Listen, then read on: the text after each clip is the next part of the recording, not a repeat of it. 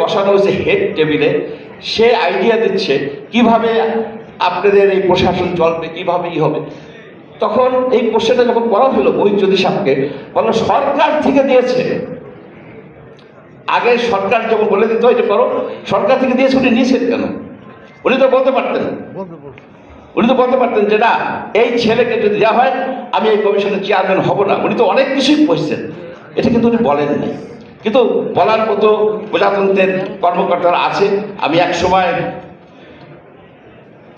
একটা পার্সোনাল ঘটনা বলেই আমি শেষ করে দিব, যে আপনারা জানেন যে চাঁদপুরে একটা বালি কেলেঙ্কারি হয়েছিল, সেখানে বালু চুরি করা হতো।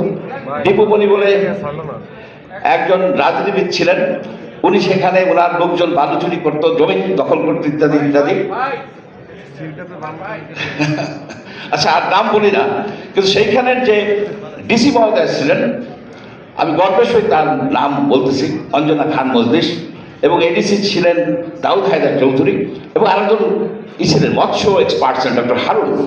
তারা কিন্তু এটার বিরুদ্ধে একটা অবস্থান নিলেন।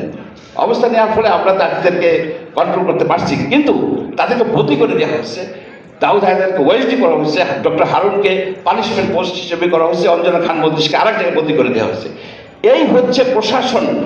রাজনীতি এই রাজনীতিবিদরা প্রশাসনের উপরে কিভাবে অন্যায় অবিচার করে, এইটার সুরক্ষা দেওয়াটাই হচ্ছে আসল কথা। তার এই সুরক্ষা যদি দেওয়া যায়, তাহলে এই এখন বলা হয় না যে আমাকে ওসিডিসি দেন আমি ইলেকশন আইনে দেবো, সেইটা আর থাকবে না।